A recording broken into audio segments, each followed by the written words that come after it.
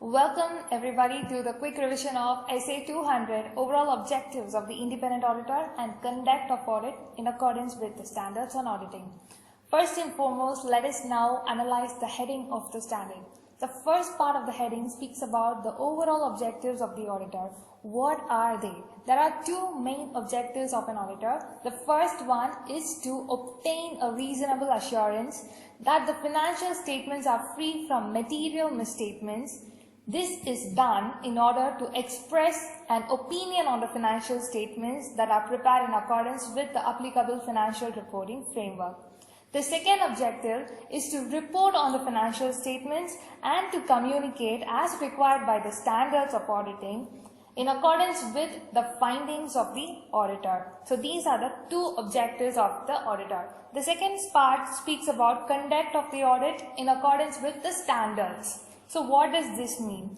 Unless a standard is not relevant or where the requirement of a standard is conditional and such condition does not exist for the specified audit, the auditor shall comply with all the standards in order to conduct an audit.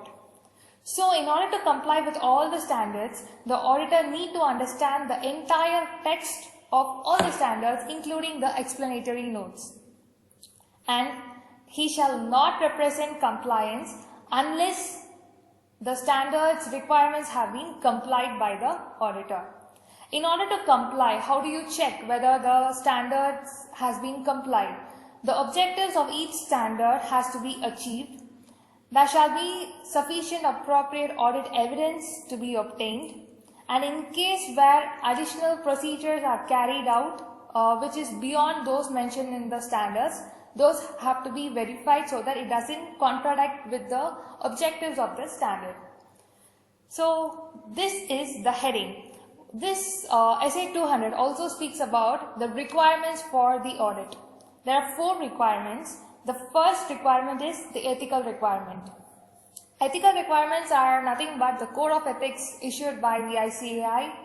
Integrity, objectivity, professional competence and due care, confidentiality and professional behavior. These are the professional ethics. Along with these ethics, in case where an audit engagement is of public interest, then the independence of the auditor is also required, along with the 5 code of ethics. The second requirement for an audit is professional skepticism. So what does this term skepticism mean? Skepticism is nothing but an attitude of questioning mind, being alert to the conditions that indicate possible misstatements or fraud. That is, being critical and assessment to the audit evidence is required.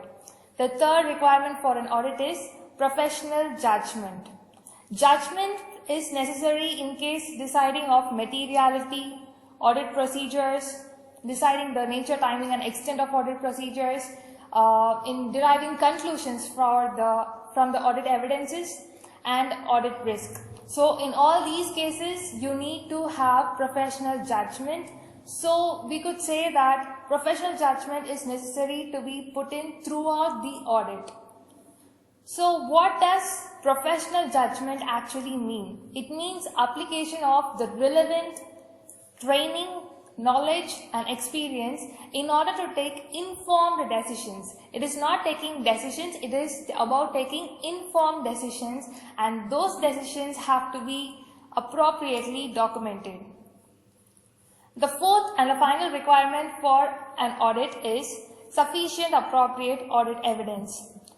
Sufficient meaning quantity and appropriateness meaning quality. There is no neither or option in here. The audit evidence obtained has to be quantitatively as well as qualitatively sufficient. Another important aspect which the SA 200 deals with is audit risk. So what is audit risk? The risk that the auditor expresses an inappropriate audit opinion when the financial statements are materially misstated, meaning where the financial statements are materially misstated and the auditor gives unqualified opinion, then that is the risk which is termed as audit risk. Okay, so this audit risk can be of 2 types, risk of material misstatements and detection risk. Risk of material misstatements meaning the risk that the financial statements may be materially misstated prior to the conduct of the audit. And detection risk meaning the risk that the procedures performed in order to find out risk are not capable enough to detect the misstatements. So the difference is the risk of material statement meaning the risk that exists prior to the audit, detection risk meaning although the procedures have been taken to find out the risk, but still we are not able to detect it. So these are the two kinds of audit risk. Okay, so this risk of material misstatement can be found at two levels. The first one is at the overall financial statement level, by which you cannot specifically point out that this transaction or this area is under doubt.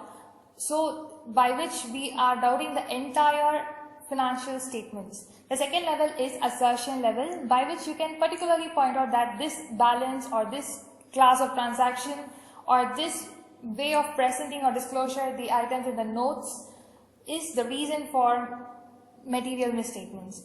So under assertion level there are two kinds of risk: inherent risk and control risk.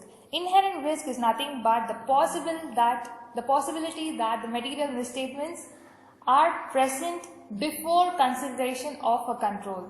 And control risk is although the controls have been implied into the audit, it is not possible for us to prevent, detect or correct the misstatements. So these are the two types of risk within the assertion level.